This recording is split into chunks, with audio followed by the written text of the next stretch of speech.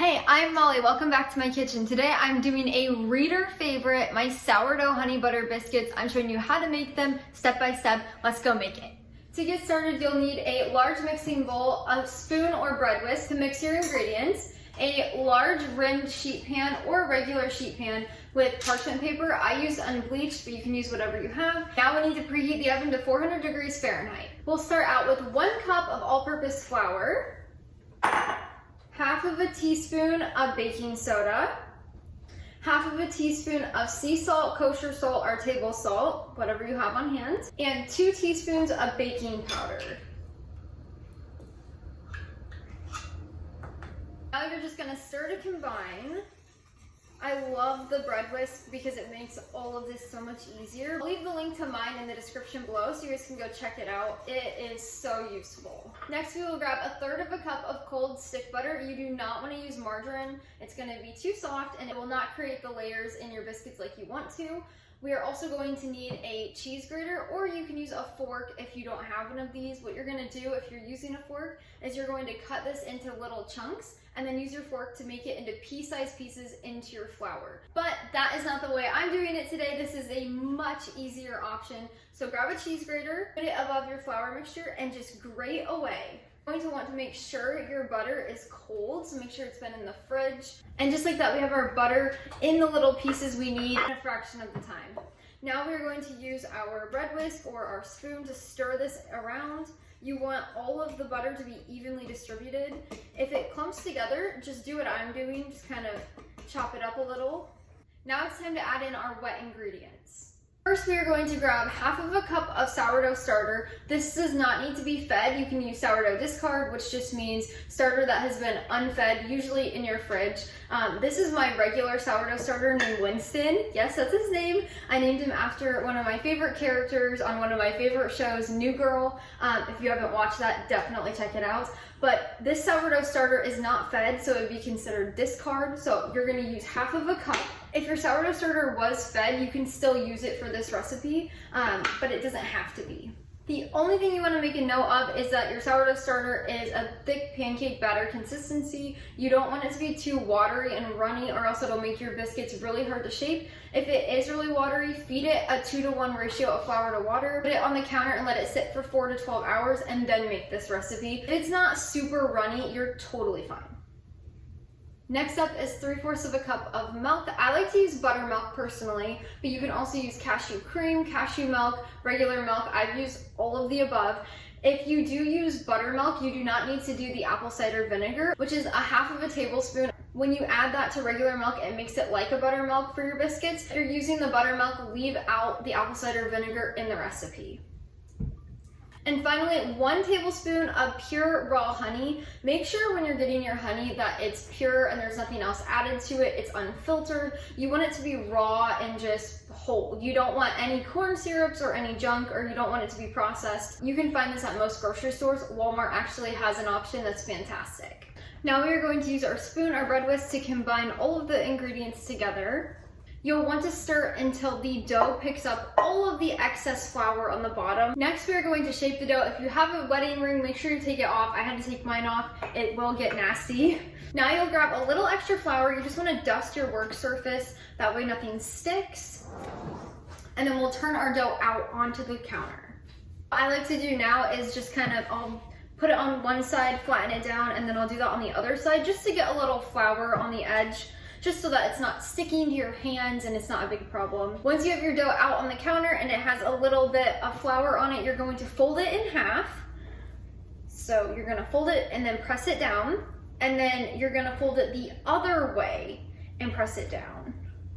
This is creating your layers, and then you're gonna do that again. So fold it this way, press down, and fold it the other way. And when you're pressing down, don't press down like super hard. We're now going to pat the dough down into a 1-inch slab. So you might need to grab a little extra flour. Just gonna push it down.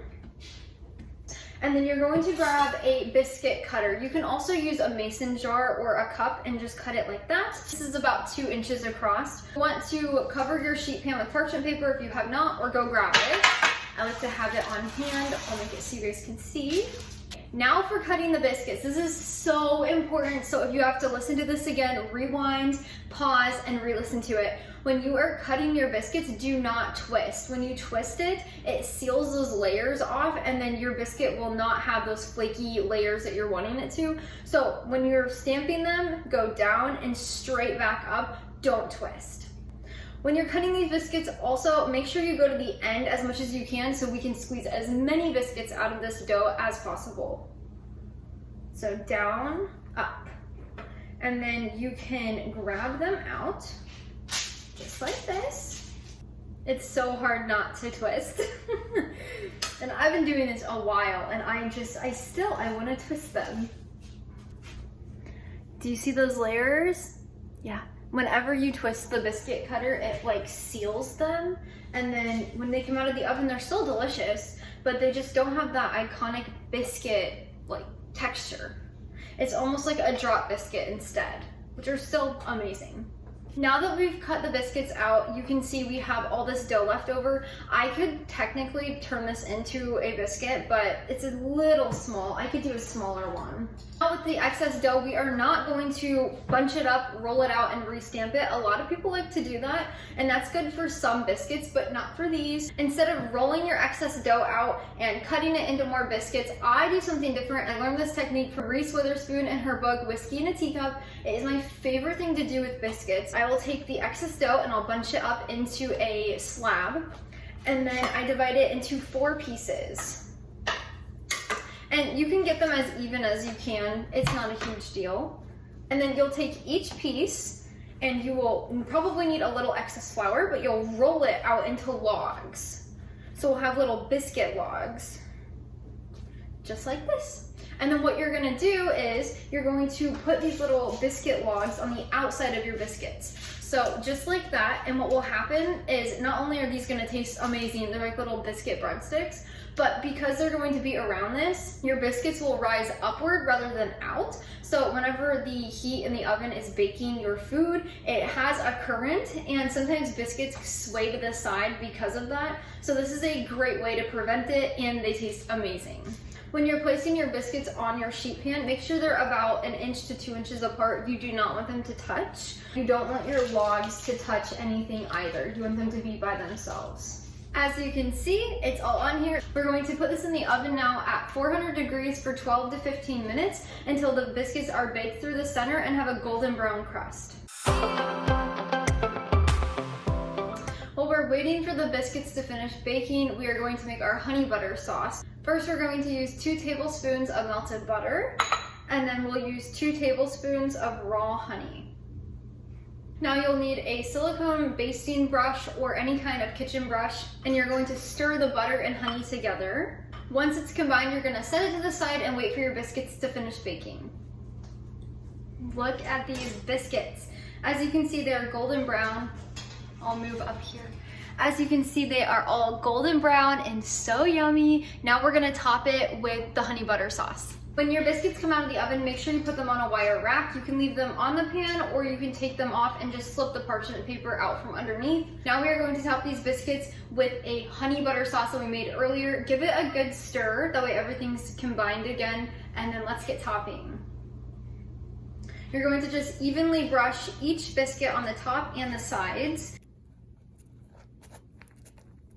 You also want to brush the breadsticks with the honey butter sauce. They are so good that way.